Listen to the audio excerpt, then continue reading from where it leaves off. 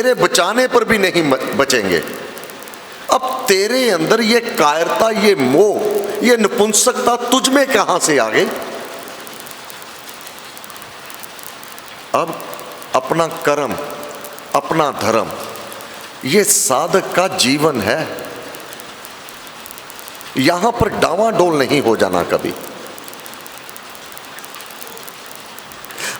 अपने कर्म की ओर क्या मेरा दायित्व है?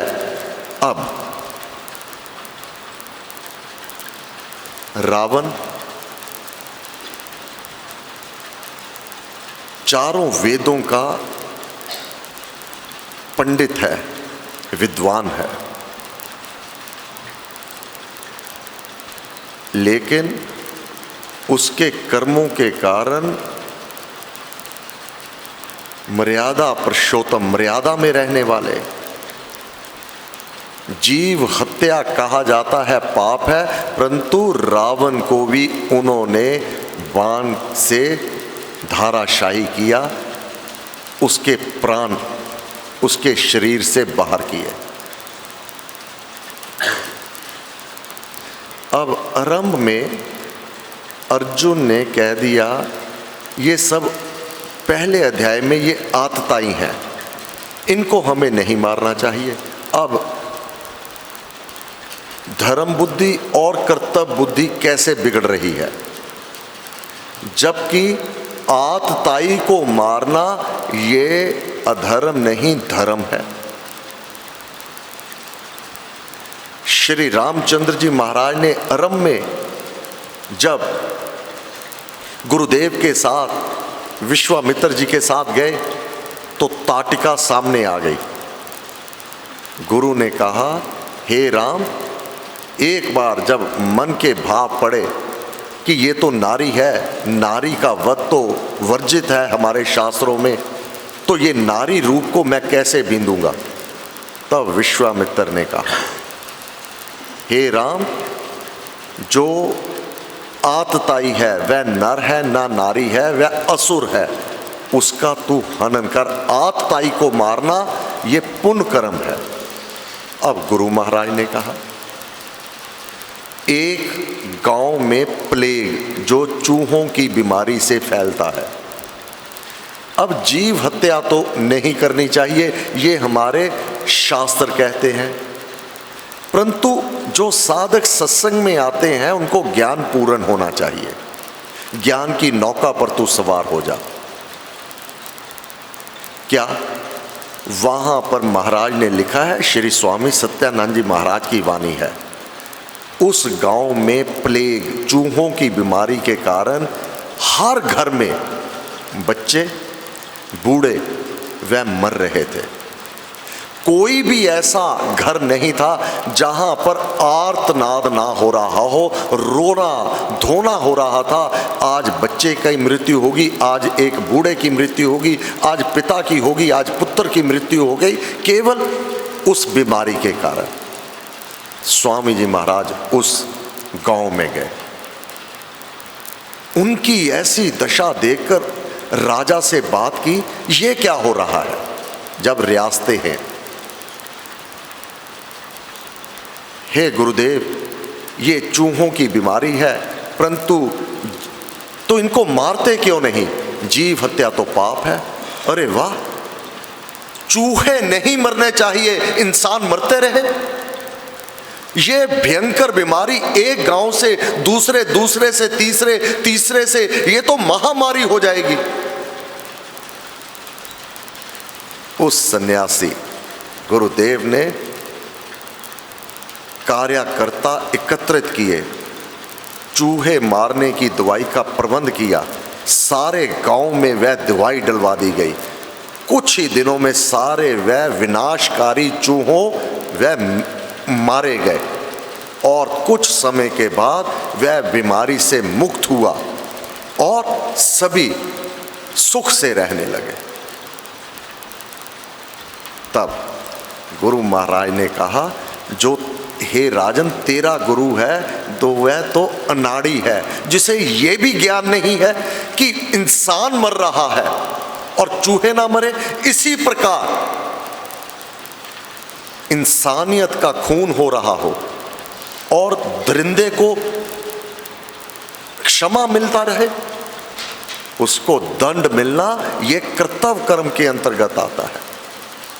एक ने दरिंदगी की, अगर उसको क्षमा कर दिया जाएगा तो वह और इस बुराई को, गंदगी को फैलाएगा। आज एक के साथ, कल को अनेक के साथ करेगा। उसको मार देना, आतताई को, उसकी प्राण निकाल देने, ये धर्म अनुकूल है। निज धर्म को ना त्याग। अब निज धर्म, एक न्याय की कुर्सी पर बैठा है, जज है, किसी ने दरिंदगी की, अब उसको वह अगर सजा देता है, अब दरिंदगी जो करने वाला है वो उसको वास्ता दे, तूने मुझे हैंग टिल डेथ, फांसी की सजा दी है, तूने एक जीव को मारने की सजा दी है, तुझे पाप लगेगा, तुझे ये काम नहीं करना चाहिए। तो क्या उस जज को पाप लगेगा? बिल्कुल भी नहीं लगेगा। अगर उस दरिंदे को छोड़ देता है तब वह पाप लगेगा। ये ज्ञान होना चाहिए, अपना कर्म क्या उचित है, क्या अनुचित है, ये दृष्टांत दिए जाते हैं। इसी प्रकार अपने परिवार में मैं क्या कर रहा हूं, मेरा अपना कर्तव्य कर्म क्या है, ये महत्वपूर्ण है। अब तक के पाठ में जितना बन सके इसको समझ कर लेना चाहिए। अब तक के पाठ में जो हमने समझा, एक तो अपनी आत्मा को वह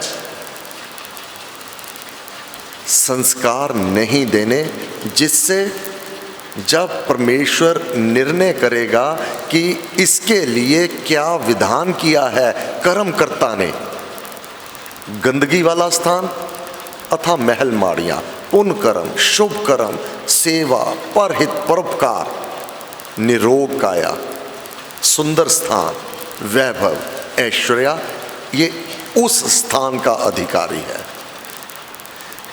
भीतर निंदा भारी पाप है, वह पाप कर्म की या निंदा, दूसरों की चुगली, वह मलिनता, दूसरे को नीचा दिखाना, बहुत अभिमानी होना, इसको मलिन स्थान पर भेज दो।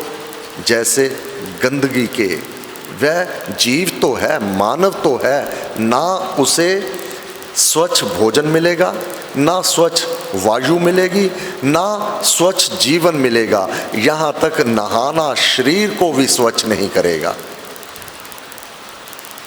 अपना कर्म सुधार ले, अपनी आत्मा को वहाँ तक नहीं लेके जाना।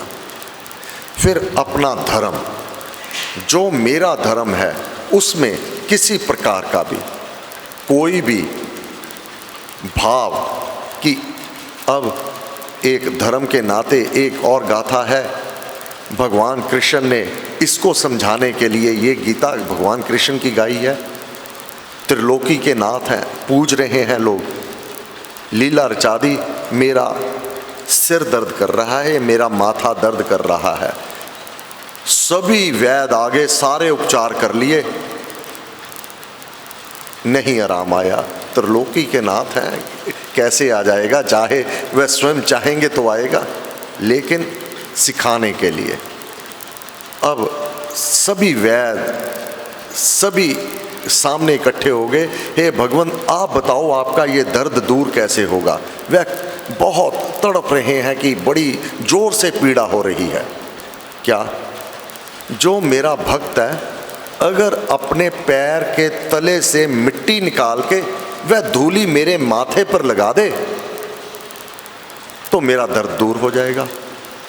जो तो केवल अज्ञानी राम राम राम राम राम राम राम, त्रिलोकी के नाथ भगवान को पूजा के योग हैं, अपने पांव की धूली, नीचे की धूली भगवान के, हमारे तो सारे शुभ कर्म नष्ट हो जाएंगे।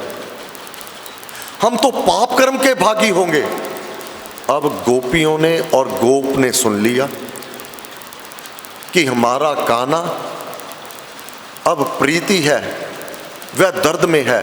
सभी अपने पाँव की धूली लेके, पोटलियां लेके आए हुए हैं कि जाना है त्रिलोकी के नाथ। वो कह रहे हैं जो मेरा भक्त है, मेरा प्यारा है, अपने पाँव की धूली लगा दे, मेरे माथे का दर्द दूर हो जाएगा।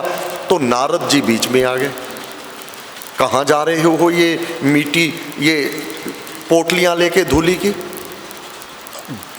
नारद जी समय नहीं है, पीछे हट जाओ। हमारे कहना त्रिलोकी के नाथ, उनके सिर में दर्द है, उनको दवाई हमारे पाँव के तले जो धूली है उसके माथे पर लगाएंगे तो वह दूर हो जाएगी। नारद जी, अरे आपके तो सारे पुण्य नष्ट हो जाएंगे। वह त्रिलोकी के नाथ, लोग उनकी पूजा करते हैं और आप ये अनर्थ करोगे, अधर्म करोगे, अपने पाँव के नीचे की मिट्टी वो उनके सिर पे, माथे पे लगाओगे। हम नहीं जानते क्या धर्म है, क्या अधर्म है। हम ये जानते हैं हमारा प्रिय, हमारा पूजनीय कष्ट में है, उसका कष्ट इससे दूर होता है तो हमें कोई उपत्ति नहीं है। हमारे सारा कुछ कर्म धर्म जो शुभ कर्म है सब नष्ट भ्रष्ट हो जाए, कोई चिंता नहीं।